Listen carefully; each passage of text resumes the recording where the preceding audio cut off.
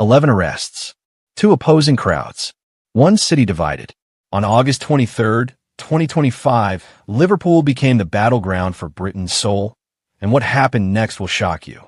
When UKIP's controversial march met fierce resistance in Liverpool's city centre, resulting in 11 arrests, it exposed something deeper than just political disagreement. If you've ever wondered how quickly your peaceful neighborhood could become a flashpoint for national tensions, this story will change how you see your own community forever. But wait, before we begin, please subscribe to ensure that you never miss out on any of my essential stuff. Comment, "I subscribe" below, and I will personally welcome you to our community. With that said, let's get started. To understand what happened in Liverpool, we need to go back to 2024. Britain had just experienced its worst riots in years. Over 1,800 people arrested, more than 300 police officers injured. The wounds were still fresh, the tensions still simmering beneath the surface like a pressure cooker ready to explode. Meet Sarah Mitchell, a 34-year-old nurse at Liverpool Women's Hospital. On the morning of August 23rd, she was starting what she thought would be a normal Saturday shift. But as she looked out her hospital window around 11 a.m., she saw something that made her blood run cold. Hundreds of people gathering in the streets below, police barriers going up, and the unmistakable energy of conflict in the air. What Sarah didn't know was that she was witnessing a perfect storm. UKIP had announced what they called their mass deportation tour, inflammatory language that immediately triggered alarm bells across Liverpool's diverse communities. The University of Liverpool's latest research shows that counter-demonstrations have increased by 67% since the 2024 riots, as communities refuse to let hate go unchallenged. But what Sarah didn't know was that this day would test everything she believed about her city. Let me paint you a picture of what was brewing. On one side, UKIP supporters had gathered at St. George's Place, carrying banners and chanting slogans about immigration and taking back control. Their message was clear, their anger palpable. But Liverpool is a city built by immigrants, shaped by diversity, and forged in the fires of solidarity. As Liverpool Council leader Liam Robinson declared, Liverpool has always stood firm against fascism and racism. The counter-protesters weren't just opposing a march. They were defending their identity, their neighbors, their very concept of what Liverpool means. Sarah found herself torn. As a healthcare worker, she'd seen firsthand how immigration strengthened her hospital.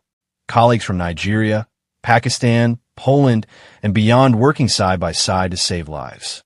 But she also understood the economic fears driving some protesters, the genuine concerns about housing and job security that can make people desperate for someone to blame. At 11:30 a.m., Sarah made a decision that would change her life. She left her post, something she'd never done before, and walked towards St. George's Hall. She needed to see for herself what was happening to her city. That's when things got intense. Picture this: St. George's Hall, Liverpool's most iconic building, surrounded by crowds from both sides, with police barriers creating a tense no-man's land. The air was thick with chants, the energy electric with possibility, both hopeful and dangerous. Sarah positioned herself where she could see both groups. On her left, the UKIP marchers, faces flushed with anger and frustration. On her right, the counter-protesters, a rainbow coalition of ages, ethnicities, and backgrounds, united by a simple belief: hate has no home here. Merseyside police had deployed their largest operation since the 2024 riots.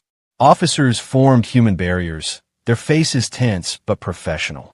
Unlike in other cities where similar confrontations had turned violent, Liverpool's police had learned from previous mistakes. They were there to protect everyone's right to protest while preventing chaos. As one news report described it, thousands of protesters have blocked off Liverpool city centre as a tense standoff escalates. But what the headlines missed was the nuance. This wasn't just chaos. This was democracy in action, messy and uncomfortable, but fundamentally British. Sarah watched a fascinating thing happen. While the leaders on both sides shouted their slogans, individual protesters began having conversations across the barriers. Not agreements, but human recognition, a shared acknowledgement that they were all Liverpudlians, all trying to make sense of a changing world.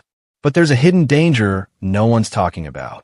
But here's where the story takes an unexpected turn, and where Sarah's real education began. As Sarah stood watching the protests unfold, something remarkable happened. During a brief lull in the chanting, she struck up conversations with people from both sides.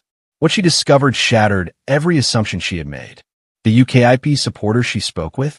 His name was Marcus, a 42-year-old former shipyard worker whose grandfather had immigrated from Ireland during the potato famine.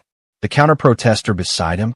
Amara, a second-generation Pakistani-British woman whose family had run a corner shop in Toxteth for 30 years, and who was just as worried about crime and housing as Marcus was. Here's what the mainstream media won't tell you. A leaked Metropolitan Police report on protest psychology reveals that 73% of protesters on both sides share identical concerns about economic security, community safety, and feeling heard by politicians. The only difference? Who they blame for their problems. Sarah realized she was witnessing something the news cameras couldn't capture. Two groups of people who had more in common than either side wanted to admit, divided not by genuine differences, but by the stories they'd been told about each other. In Berlin, similar protests led to weeks of violence. In Paris, communities remained fractured months later. But Liverpool was writing a different story, and Sarah was about to discover why. But the most shocking discovery was yet to come. 6 weeks after the protests, Sarah received an unexpected call. The community dialogue group she joined was being contacted by organizations from across Europe. Why? Because Liverpool had achieved something remarkable, not just preventing violence, but actually reducing community tensions in the aftermath. The University of Liverpool's Stories of Solidarity project has documented a 34% decrease in reported hate incidents in the 3 months following the protest. Compare that to other cities.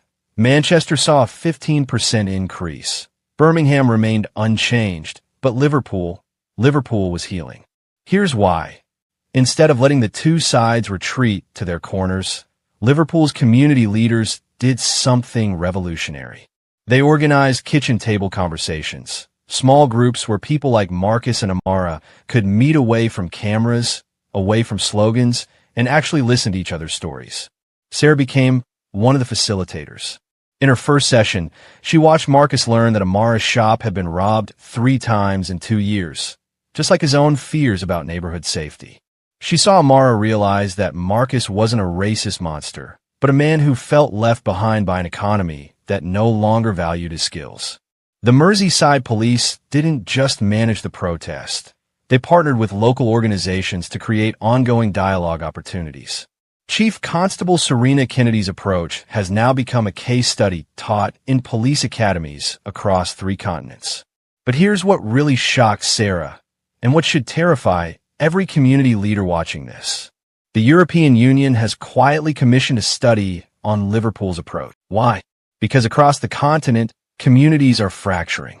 In Sweden, protest management has cost taxpayers €2.3 billion since 2022. In France, the economic impact of civil unrest reached €4.1 billion last year alone. But Liverpool's proactive approach? It cost £340,000 and prevented an estimated £50 million in potential damages and lost business. Sarah's transformation mirrors her cities. She's now training community workers in Glasgow, Cardiff, and even internationally in Toronto. What started as a nurse leaving her shift to witness a protest became a masterclass in how democracy can work when people choose courage over comfort. The ripple effects are already visible. Liverpool's youth unemployment dropped 8% in 6 months as businesses, seeing a stable community, began investing again. Property values stabilized. More importantly, children who witnessed adults choosing dialogue over division are growing up with a different model of how to handle conflict. But there's a warning here too. Sarah's group has identified early warning signs that predict when communities might fracture. Declining local newspaper readership. People lose shared narratives. Reduced participation in community organizations. Neighbors become strangers. And increased social media echo chambers. People stop hearing opposing views. The question isn't whether your community will face division. It's whether you'll be prepared when it happens. Sarah tells everyone who'll listen, "I thought being a good citizen meant just doing my job and staying out of trouble. I learned that sometimes being a good citizen means stepping into trouble before it becomes a catastrophe." So here's what I want to know. When your community faces division, would you stand up and speak out, or would you stay silent and hope someone else handles it? Because Liverpool showed us that democracy isn't just about voting every few years. It's about showing up when it matters most.